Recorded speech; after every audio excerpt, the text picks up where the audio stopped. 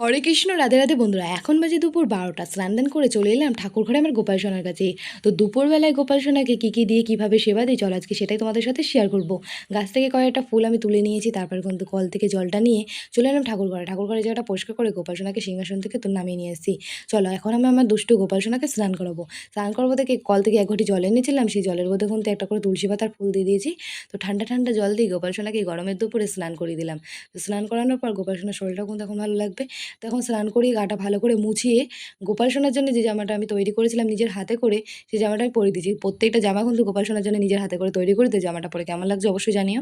তো মাথায় কিন্তু আমি চুলটা লাগিয়ে দিয়েছি, গলায় হাঁটা পরে মুকুটটা পরে বাঁশিটা হাতে দিয়ে দিয়েছি। গোপাল সোনার চরণে চন্দন লাগিয়ে তুলসী পাতায় দিয়ে ফুল দিয়ে দিয়েছি, দিয়ে গোপাল সোনাকে আমি বসিয়ে দিলাম সিংহাসনে।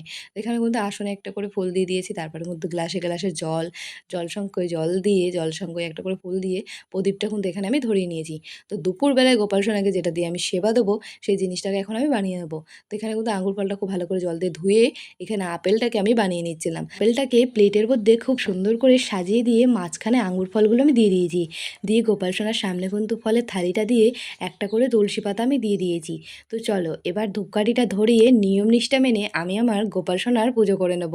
তো খুব সুন্দর করে নিয়ম নিষ্ঠা মেনে প্রদীপ, ধূপকাঠি, জলশঙ্খ, আসন পেতে সব কিছু দিয়ে গোপাল সোনাকে কিন্তু দুপুরবেলায় সেবা দিয়ে দিয়েছি। আমি এখন ঠাকুরের নামটা করে নিয়ে ৫ মিনিটের জন্য কিন্তু দরজাটা আমি বন্ধ করে দেবো। তারপর তুলসী মন্দিরে চলে এলাম জল ঢালতে। তো তুলসী মন্দিরে জল দিয়ে ৫ মিনিট পর গোপাল সোনার দরজাটা খুলে এখন আমি নিজের হাতে করে গোপাল সোনাকে খাইয়ে দেবো দুপুরবেলায়। তো খাইয়ে দিয়ে কিন্তু গোপাল সোনাকে দোল দিয়ে তারপর কিন্তু আমি ঘুম পাড়িয়ে দিই। আবার কিন্তু ৫টার সময় গোপাল সোনাকে ঘুম থেকে উঠিয়ে দিই বিকেলবেলায়। তো বন্ধুরা, আমার দুষ্টু গোপাল সোনার মতো তোমাদের কাদের কাদের বাড়িতে গোপাল সোনা আছে অবশ্যই কিন্তু তোমরা আমাকে কমেন্ট করে জানিও। আর ভিডিওটা ভালো লাগলে একটা লাইক করে দিও গোপাল সোনা